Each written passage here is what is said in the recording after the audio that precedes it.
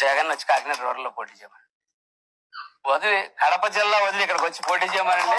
ఆ కొడుకుని రమ్మనండి ఇక్కడికి, ఈ జిల్లాలోకి వచ్చి ఇక్కడ పోటీ చేయమనండి. ఆయన పోటీ చేయమంటే ఆడు పోటీ చేసిన రోజు ఆ దమ్ము ఆడుకుంటే ఖచ్చితంగా మేము మారుతామని చెప్తా ఉన్నాను. చెప్పేందుకేమో నీతులు అవి మనకు కాదు ఎదుటోడికేనేమో పవన్ కళ్యాణ్ గారు చెప్పేవన్నీ కూడా. ఎందుకనంటే పవన్ కళ్యాణ్ గారి జనసేన నుండి ఎమ్మెల్యే ఒక మాజీ ముఖ్యమంత్రి గారి మీద ఇంత దారుణంగా పచ్చిబూతులు తిడతామంటే మరి పవన్ కళ్యాణ్ గారు తోలు తీస్తారా తీరో చూడాలి. ఎందుకంటే తాట తీస్తా అన్నారు కదా, మరి ఆ తాట తీస్తారో లేదో చూడాలి. ఇప్పుడు ఎందుకు చెప్తున్నారంటే కనుక ఎవరైతే పంతం నానాజీ గారు అన్నారో ఆయన జగన్ గారి పైన దారుణంగా కొన్ని వ్యాఖ్యలు చేశాడు. ఆయన చాలా దారుణమైనటువంటి వ్యాఖ్యలు. కాబట్టి ఏంటా వ్యాఖ్యలు ఒకసారి నేను ఆ వీడియో పెడతాను, ఒకసారి చూడండి. చూసిన తర్వాత మనం మాట్లాడుకుందాం. పోటీ ఇంకో చోట చేయకూడదు అంటారు, ఖచ్చితంగా చేస్తారు.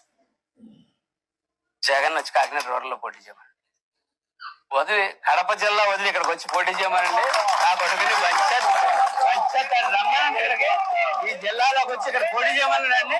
ఆయన పోటీ చేయమంటే ఆడు పోటీ చేసిన రోజు ఆ దమ్ము ఆడుకుంటే ఖచ్చితంగా మేము మారుతామని చెప్తా ఉన్నాను. కడపలో పోలింగ్లు మేము చూసాం, మేము వెళ్ళాం, చాలా పోలింగ్ చేస్తారు. జగన్ వచ్చి కాకినాడ రూరల్లో పోటీ చేయమని వదిలి కడప జిల్లా వదిలి ఇక్కడికి వచ్చి పోటీ చేయమనండి. ఆ కొడుకుని రమ్మనండి ఇక్కడికి, ఈ జిల్లాలోకి వచ్చి ఇక్కడ పోటీ చేయమనండి. ఆయన పోటీ చేయమంటే ఆడు పోటీ చేసిన రోజు ఆ దమ్ము ఆడుకుంటే ఖచ్చితంగా మేము మారుతామని చెప్తా ఉన్నాను. కడపలో పోలింగ్లు మేము చూసాం, మేము వెళ్ళాం. ఒక మహిళను ఉద్దేశించి ఆ మహిళ మీద అతను చేసినటువంటి చూసాం మనం. కాబట్టి అదే మహిళని పంతం నానాజీ గారు నడి రోడ్డు మీద కర్రతో కొడితే పవన్ కళ్యాణ్ గారు కనీసం పెదవెప్పలేదు, ఒక్క మాట మాట్లాడలా. కానీ గుడివాడ అమర్నాథ్ గారు అనిత గారిని ఏదో అన్నారట, మేకప్ వేసుకుంటారు మంత్రి అని చెప్పేసి కొన్ని మాటలు మాట్లాడారు. అదే ఆ మాటే. కానీ అలాంటి మాటలు మాట్లాడడం కరెక్ట్ కాదు అని పవన్ కళ్యాణ్ గారు పెద్ద పెద్ద పోస్టులు అయితే పెట్టడం జరిగింది. గతంలో కూడా తెలంగాణ జనసేనను ఉద్దేశించి మన భాష బాగోవాలి, మనం మాట్లాడే మాటలు విధానం కరెక్ట్గా ఉండాలని చెప్పారు. మరి అవన్నీ ఇప్పుడు ఎక్కడ పోయినా నాకు అర్థం కావట్లేదు. మీ ఎమ్మెల్యే గారే ఎంత దారుణంగా మాట్లాడతాడు ఆయన. అసలు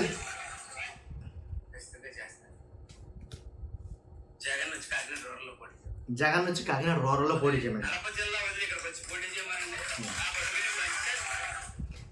జగన్ గారిని వచ్చి కాకినాడ రూరల్లో పోటీ చేయమండి. కడప జిల్లాలో వచ్చి నా డాష్ ఇక ఎన్ని మనం చెప్పలేం. ఒక మాజీ ముఖ్యమంత్రి గారిని నా డాషు నాకో భాష ఏంటి ఇలాంటి భాషలు మాట్లాడి పచ్చి బూతులే. మాజీ ముఖ్యమంత్రి గారు కదా, మరి ఇప్పుడు తాట తీస్తారా, తొక్కిపట్టు నార తీస్తారా పవన్ కళ్యాణ్ గారు? ఎందుకంటే ఇప్పుడు మాజీ ముఖ్యమంత్రి గారు అలాంటి వ్యక్తిని ఇలా మాట్లాడినప్పుడు మరి ఏం చేస్తారు పవన్ కళ్యాణ్ గారు?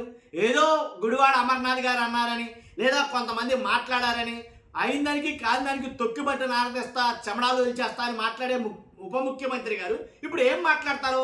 గతంలో ఈయనే ఇదే ఎమ్మెల్యే గారు మహిళని కర్రతో పెడితే కనీసం కర్రతో కొడితే కనీసం మాట్లాడలేదండి పవన్ కళ్యాణ్ గారు.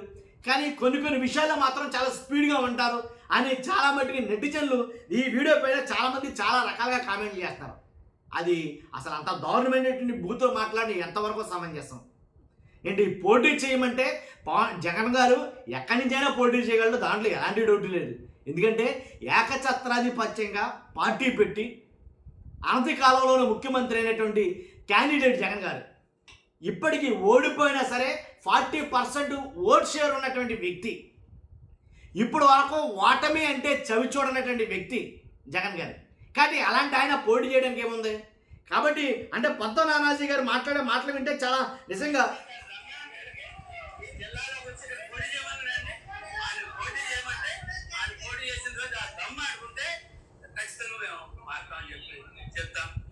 అని పోటీ చేయమనండి. ఆడికి ఆ దమ్ముంటే ఇలాగ మాట్లాడుతున్నాడు ఆయన జగన్ గారి గురించి. ఆడిని పోటీ చేయమని చెప్తున్నాను. ఆడికి దమ్ముంటే ఖచ్చితంగా ఇక్కడికి వచ్చి కాకినాడ రూరల్ నుంచి పోటీ చేయమనండి, ఇలాగే మాట్లాడటం. కాబట్టి మరి పవన్ కళ్యాణ్ గారు ఏం మాట్లాడతారో ఏంటో ఈ వీడియో చూసి ఎలా రియాక్ట్ అవుతారో ఏంటో తెలియదు. అసలు మాట్లాడతారో లేదా మాట్లాడకుండా మళ్ళీ మామూలుగానే ఎప్పట్లాగానే సైలెంట్గా ఉంటారో ఏంటో తెలియదు. ఎందుకంటే కొన్ని వాటి మీద పవన్ కళ్యాణ్ గారు మాట్లాడరు. అరవ శ్రీధర్ గారి విషయం గురించి కావచ్చు, ఇదే తాతంశెట్టి నాగేంద్ర గారు కొట్టిన విషయం కావచ్చు మహిళని, ఎలాంటి విషయాలు కూడా ఈయన మాట్లాడాల పవన్ కళ్యాణ్ గారు. మరి ఇప్పుడు మాట్లాడతారో లేదో తెలియదు, చూద్దాం. చూస్తున్న మీరు అందరూ కూడా మీ అభిప్రాయం కామెంట్ రూపంలో తెలియజేయండి. ఫస్ట్ అయితే లైక్ చేయండి. Thank you very much.